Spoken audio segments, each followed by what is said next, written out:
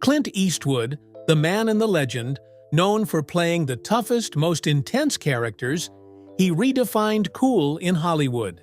And his role in Dirty Harry cemented his status as an icon. But what if we told you there was a hidden secret behind the film that made him famous? A behind-the-scenes truth Eastwood kept under wraps while bringing the legendary Harry Callahan to life. What was it? Buckle up as we dive into the untold story that will change how you see Dirty Harry forever. Humble beginnings. Before he became Hollywood's ultimate tough guy, Eastwood's life was already filled with dramatic twists that could rival any of his films. Born on May 31, 1930, in San Francisco, he entered the world with a larger-than-life presence. Literally, he weighed a whopping 11 pounds 6 ounces at birth, earning him the nickname Samson from hospital nurses. Raised in an affluent part of Piedmont, California, Eastwood's early years seemed comfortable. His family had a swimming pool, country club memberships, and both parents drove their own cars, signs of a privileged upbringing. However, young Clint wasn't exactly a model student. He attended Piedmont Middle School but struggled academically, even needing summer school. But things took a more rebellious turn in high school when he was expelled from Piedmont High for writing an obscene message to a school official on the scoreboard and burning an effigy on the school lawn. Forced to transfer, he finished his education at Oakland Technical High School, graduating in 1949. During these years, he worked various odd jobs including being a lifeguard, paper carrier, grocery clerk, forest firefighter, and even a golf caddy. But little did Eastwood know that fate had bigger plans. In 1951, Eastwood attempted to enroll at Seattle University, but the U.S. Army came calling. Drafted during the Korean War, he was stationed at Fort Ord. Some say he had connections that kept him from combat, possibly due to a romance with the daughter of a high-ranking officer. But even with luck on his side, danger found him. On a flight back from Seattle, the bomber he was on ran out of fuel and crashed into the ocean near Point Reyes. Against all odds, Eastwood and the pilot swam 2 miles through rough waters to safety. Little did the world know, this was just the beginning of his legendary story. Eastwood's big break didn't come easy as he was discovered almost by chance. While stationed at Fort Ord, he caught the eye of an assistant working on a Universal International film shoot. Depending on who you ask, it was either this assistant or a man named Chuck Hill, an Army contact with Hollywood ties who got Eastwood through the studio gates. Once inside, he was introduced to cameraman Irving Glassberg, who arranged an audition with director Arthur Lubin. At 6 feet 4 inches, Eastwood had the perfect look for the screen, but his acting? Not so much. Lubin thought he was too stiff and amateurish, even advising him to take drama classes. Still, Universal saw potential, signing him to a $100 a week contract in 1954. Even then, his signature style of delivering lines through clenched teeth was already forming, though at the time, it was more of a liability than an asset. His breakthrough finally came in 1958 when he was cast as Rowdy Yates in Rawhide, a CBS Western series that quickly became a massive hit. Though he found the role of the young, naive Yates frustrating, especially at almost 30 years old, the show gave him national recognition. And by the early 1960s, Rawhide was a ratings juggernaut, peaking at number 6. Though he was starting to make a name for himself, Eastwood was not satisfied, and so he pursued more roles. His role as the man with no name in Sergio Leone's Dollars trilogy made him a worldwide sensation. Then came Dirty Harry, the film that turned him into the ultimate anti-hero and cemented his legacy as a cultural icon. Decades later, he even stepped into politics, serving as mayor of Carmel by the Sea. From an overlooked soldier to a Hollywood powerhouse, Eastwood's rise is the stuff of legend. How did Eastwood land? The role that made him. When you think of Clint Eastwood, One of the first images that comes to mind is the steely-eyed, gun-toting San Francisco detective growling, "Do you feel lucky, punk?" But believe it or not, Eastwood was far from the first pick for the role of Inspector Harry Callahan in Dirty Harry. The film, directed by Don Siegel, was inspired by the real-life Zodiac killer case and became a defining moment in Hollywood action cinema. It set the tone for decades of hard-edged police thrillers and catapulted Eastwood into superstardom.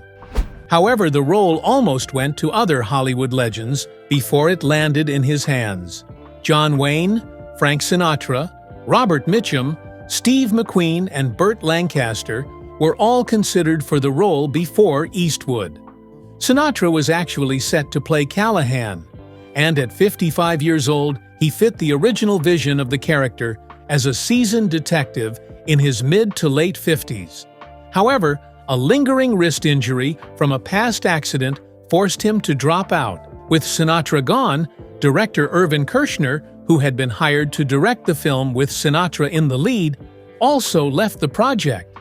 The studio then turned to younger actors, but many passed. McQueen refused because he didn't want to do another cop film after Bullitt. Burt Lancaster turned the role down because he objected to the film's message, which he saw as too violent and right-wing. Paul Newman was also approached, but he suggested that Dirty Harry would be a perfect fit for Eastwood. At the time, Eastwood was wrapping up his directorial debut, Play Misty for Me, when Warner Brothers offered him the role. He was given multiple script options but insisted on using the original, rejecting later rewrites that altered the film's gritty tone. Some versions even included a climactic sniper showdown with U.S. Marines, which Eastwood felt distracted from the film's core narrative, Callahan's relentless pursuit of a psychotic killer. Once production was underway, Dirty Harry became a box office sensation and one of the most influential crime films ever made.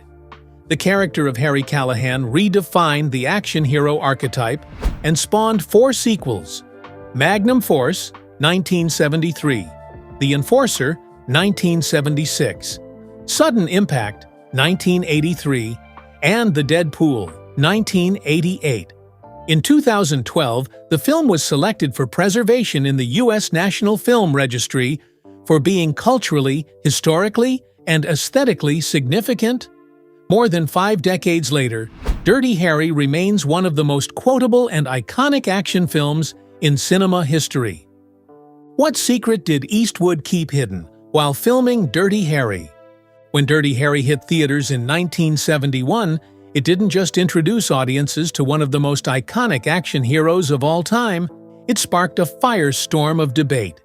Critics labeled the film as politically charged, calling Harry Callahan a right-wing vigilante and even a neo-fascist. But Clint Eastwood, the man behind the badge and .44 Magnum, never saw it that way. To Eastwood, Dirty Harry wasn't about politics.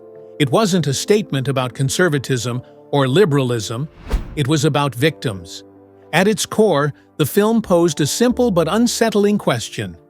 What happens when the system fails? Callahan wasn't blindly enforcing authority. He was actively questioning it. When the law allows a known killer to walk free, he doesn't just accept it, he pushes back. And that, according to Eastwood, made Harry the opposite of a fascist. Looking back, Eastwood found it ironic how critics of the time focused so much on the rights of the accused while seemingly ignoring the plight of the victims. The legal system, as depicted in the film, was caught up in technicalities, Miranda rights, procedural missteps, while a psychopath roamed free, endangering more lives. Today, there are entire organizations dedicated to victims' rights, but in 1971, that conversation was barely beginning. Dirty Harry put it front and center. Of course, Eastwood never fully aligned himself with Callahan's methods. He didn't necessarily agree with Harry's philosophy down the line, nor did he dismiss the importance of due process. But what made Dirty Harry compelling wasn't a black and white political message. It was the story of a relentless, solitary man who refused to look the other way. In reality, few, if any, officers would go to the lengths Callahan did. That level of obsession, that unwavering determination, was the film's romance. And at the end of the day, Dirty Harry was just that. A story. It wasn't a manifesto or a blueprint for law enforcement. Eastwood made it clear that if he had been given a script about someone falsely accused and fighting for justice, he would have told that story too. But in 1971, Dirty Harry was the story that needed to be told. Clint Eastwood's on-screen and off-screen romance. Clint Eastwood has long been one of Hollywood's most iconic leading men, but his real-life romances have been just as captivating as the characters he's played on screen. Over the course of his career, Eastwood's love life has made as many headlines as his films, marked by long-term relationships, high-profile flings, and a fair share of controversy. When Eastwood first entered Hollywood in the 1950s, he was newly married to Maggie Johnson, a relationship that would become his longest-running, though far from perfect. The couple's journey together was anything but smooth, as Eastwood's roving eye and numerous affairs complicated their marriage. Ultimately, Eastwood fathered 8 children with multiple women, including Johnson, Titanic actress Frances Fisher, and his second wife, Dinah Eastwood. His romance with Johnson began in May 1953 when they were set up on a blind date. At the time, Johnson was a student at the University of California, Berkeley, and Eastwood had just been discharged from the military, preparing to attend Los Angeles City College. Johnson later recalled being instantly impressed. "I came down the stairs of the sorority house, and Clint had his back to me. When he turned around, I was amazed at what he looked like." Eastwood, too, admitted they hit it off right away. Despite their connection, Eastwood wasn't exactly a one-woman man. Before moving to Los Angeles, he had already fathered a child with another woman in Seattle, something he was reportedly unaware of at the time. Still, he continued dating Johnson, who had graduated and moved in with her family in Alhambra, California. Although Eastwood had reservations about marriage, he eventually proposed, and the two tied the knot on December 19, 1953. But marital bliss was short-lived. Their first year was rocky, with Eastwood later describing it as terrible, admitting he still wanted to do as he pleased. His wandering ways soon led to a major scandal. An extramarital affair in the late 1950s resulted in the birth of his daughter, Kimber Lynn, in 1964. Though his marriage to Maggie Johnson was his longest relationship, it was anything but smooth. Johnson may have had suspicions about Eastwood's infidelity, as their close friend Fritz Maines later revealed. She once asked Maines outright if he thought her husband was playing around. Maines, trying to spare her feelings, lied and reassured her. Years later, Eastwood reflected on their dynamic, telling Playboy that Johnson was a woman who knows how much room he needs. Despite the turbulence, the couple built a life together. They welcomed their first child, Kyle, in 1968, followed by Allison in 1972. Seeking a fresh start, they relocated to Carmel by the Sea, California, where they spent years constructing their dream home. But even a new home couldn't hold their marriage together. Soon enough, rumors of Eastwood's affair with his co-star Sandra Locke circulated, and his growing success in Hollywood only widened the rift between him and Johnson. But more on this later on in the video. Clint Eastwood and Jean Seberg's affair.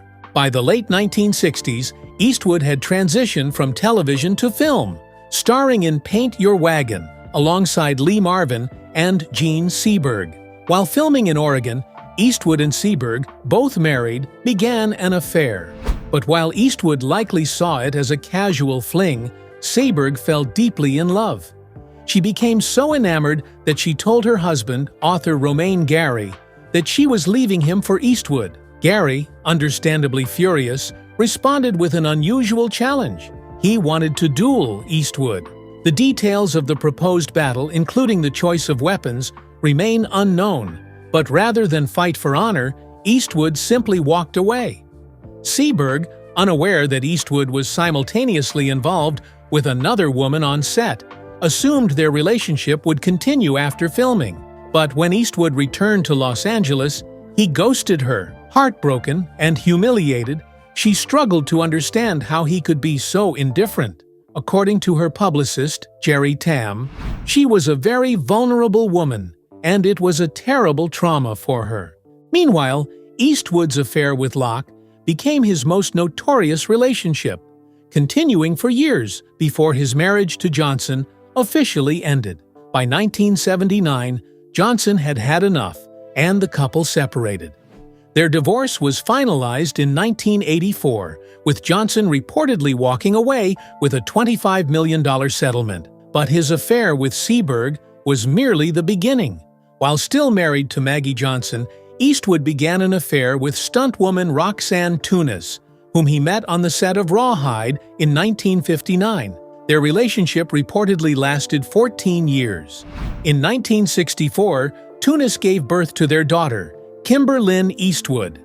At the time, Eastwood claimed he was unaware of the pregnancy and didn't learn about his daughter until a year after her birth. Reflecting on the revelation in Clint Eastwood, a biography, he described the moment as feeling like he got the wind knocked out of him. Though he made arrangements to support Kimber, he only visited her every 3 or 4 months. Despite having a child together, Tunis and Eastwood continued their affair for years, with Tunis often visiting him on set and at his office. However, it is unclear when their relationship officially ended. Clint Eastwood and Sandra Locke's messy affair. This was perhaps one of the messiest relationships Eastwood found himself in. In 1972, Eastwood met actress Sandra Locke when she auditioned for his film Breezy. Though she didn't get the part, she was later cast in the outlaw Josie Wales in 1975, where their romance began.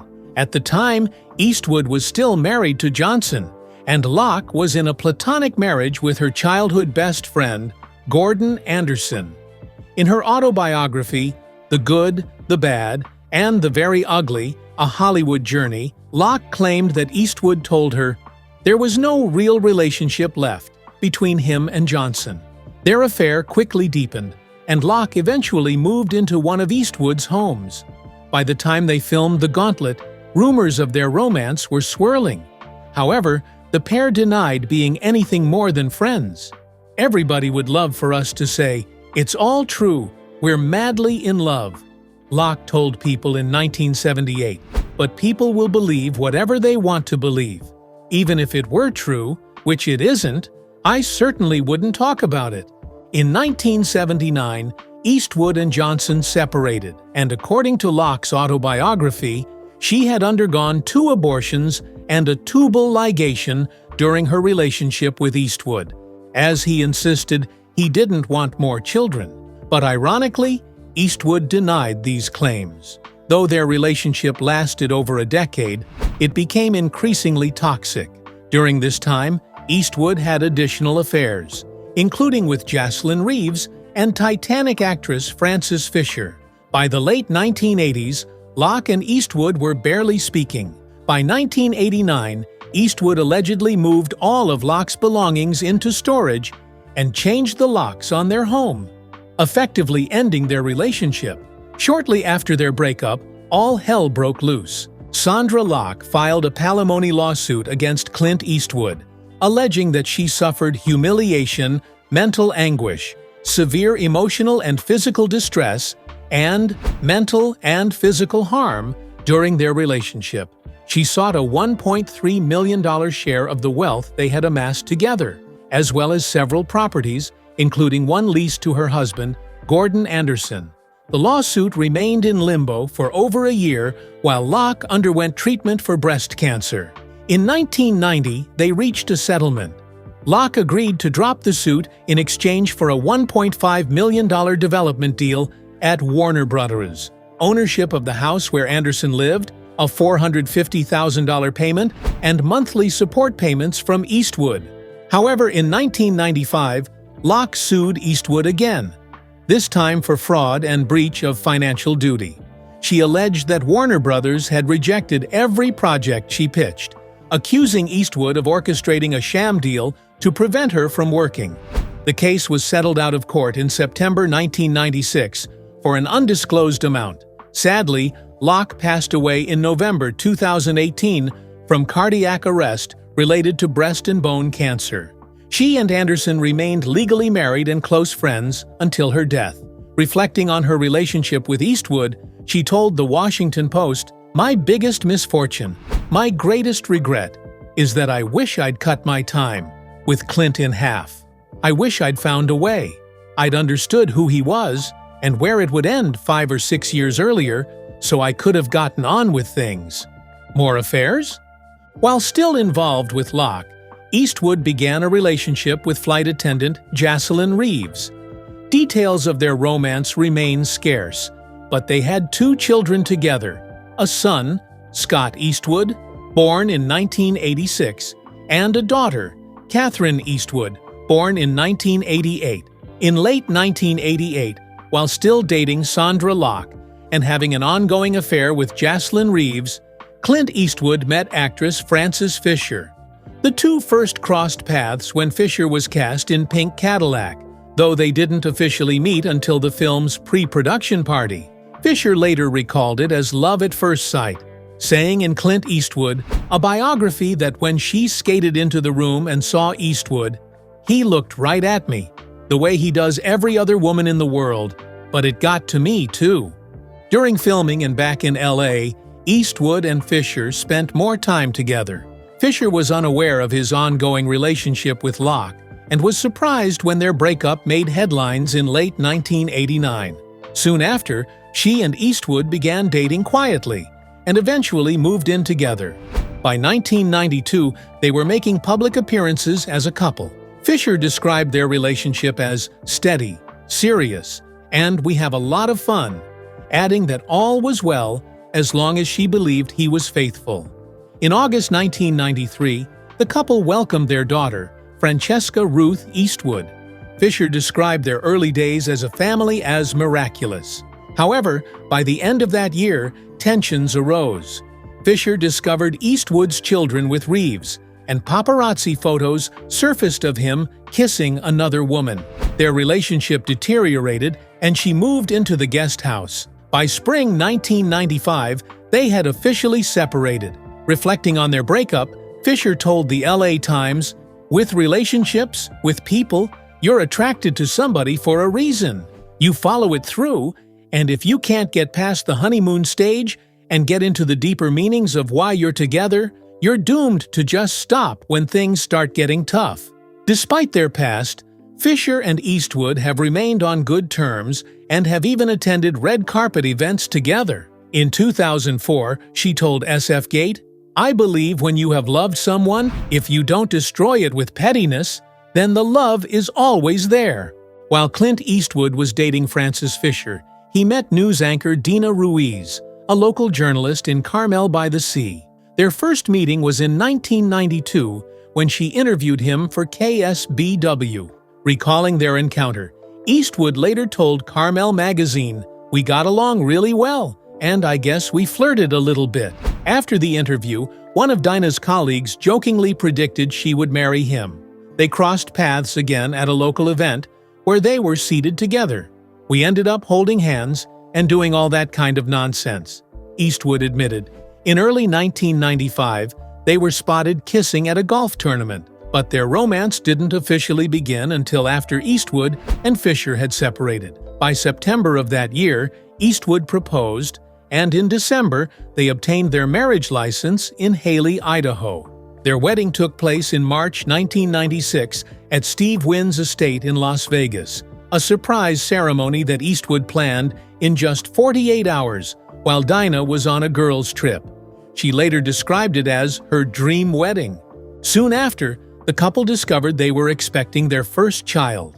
In December 1996, they welcomed their daughter, Morgan Eastwood.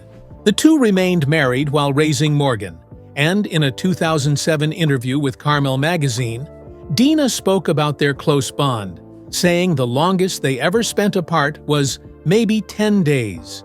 She praised Eastwood for his humility and deep respect for nature, calling him Saint Francis of Assisi for his habit of carrying bugs outside rather than killing them. In 2012, the couple gave the public a glimpse into their lives with the reality show Mrs. Eastwood and Company, which followed Dina, Morgan, and Eastwood's daughter Francesca. However, Eastwood made only brief appearances, and sources told people he was furious about the show, as it went against his private nature. By June of that year, their marriage was crumbling. Though they were still living under the same roof, they were reportedly sleeping in separate rooms. Dina turned to her old friend, Scott Fisher, who was going through a divorce and living in Australia at the time. While she insisted their relationship was purely platonic, Fisher's ex-wife, Erica Fisher, became concerned and contacted Eastwood in early 2013. By March, Eastwood and Erica Fisher were dating, a revelation that left Dina in total shock. In September 2013, Dina Eastwood filed for legal separation from Clint Eastwood, requesting joint custody of their daughter Morgan and spousal support. Despite their split, she defended Eastwood publicly, asking her Twitter followers not to speak negatively about him, calling him a wonderful, good-natured, brilliant person. A month later, she officially filed for divorce, citing irreconcilable differences. Following their separation, Dina appeared on Bethany Frankel's talk show, where she spoke positively about Eastwood, saying, "He is the sweetest. He is a loving, kind, low-key person. My intuition was still great on marrying a good person." In July 2016, she married Scott Fisher in a ceremony in Santa Barbara, California. After his relationship with Erica ended, Eastwood met Christina Sandera, a restaurant hostess. The couple made their red carpet debut at the 2015 Oscars, as reported by the New York Times. Over the years, Sandera became close with Eastwood's family and even attended the 2018 LA premiere of The Mule, alongside his children, granddaughter, and first wife, Maggie Johnson. In July 2024, Eastwood announced that Sandera had passed away at the age of 61. A dark side to Clint Eastwood? Clint Eastwood has openly admitted that fidelity was not his strong suit, but some allegations against him extended beyond infidelity. In Patrick McGilligan's 1999 book Clint, The Life and Legend, longtime friend and producer Fritz Munz alleged that he witnessed Eastwood physically assaulting his first wife, Maggie Johnson. Maines, who had known Eastwood since childhood and worked on 17 of his films, claimed that during one incident, Eastwood knocked Maggie out cold and decked her so hard that she fell from the living room into the bathtub. Eastwood strongly denied the accusation and responded by filing a $10 million libel lawsuit against McGilligan and the book's publisher, St. Martin's Press. His attorney, Marshall Grossman, stated that Eastwood, as both an entertainment icon and a family man, had the right to be portrayed accurately. The lawsuit was settled in 2004 under confidential terms. While Clint Eastwood may have fiercely rejected allegations of domestic abuse, he did not dispute claims that he had resorted to physical violence with one of his children. That revelation came straight from his son, actor Scott Eastwood, during an interview with GQ Australia. According to Scott, the incident occurred when he took his 14-year-old sister, Catherine, to a house party. At some point, he left with friends to grab some beer, assuming she would be fine on her own. However, his father saw things differently. When Clint Eastwood confronted his son about it later, he did not just voice his disapproval, he took action. Scott recalled that his father had hit him and warned him never to leave his sister at a party again. He described the act as very old school and admitted that corporal punishment was common in their household. He noted that his father did not subscribe to modern parenting methods that discouraged physical discipline, saying that punishment was a given if someone did something wrong. He added that he had learned his lesson quickly. While Eastwood might have a history of running through pretty women, He also has a knack for giving backhanded compliments to those who never sought his approval in the first place. Among the many actors to have been directed by Clint Eastwood is Angelina Jolie, who starred in his 2008 drama Changeling. While promoting the film, Eastwood attempted to heap some praise on his star, but he wound up paying her a somewhat backhanded compliment by implying that her beauty had overshadowed her skills as an actor. I've always admired her talent.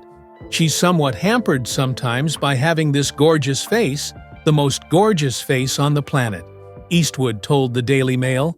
Eastwood continued down that same path when he added, "She's on covers and all that stuff, but she is a great talent, and it would be easy to overlook that, except after seeing this, you realize that she is this great, talented person."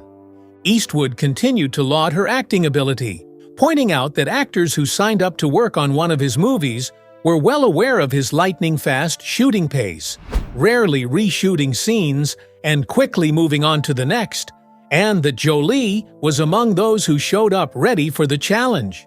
"Angelina is a lot like Meryl Streep in that respect," he said. What are your thoughts on Clint Eastwood? Share your thoughts in the comments below. And don't forget to like, subscribe, and hit the notification bell for more fascinating stories.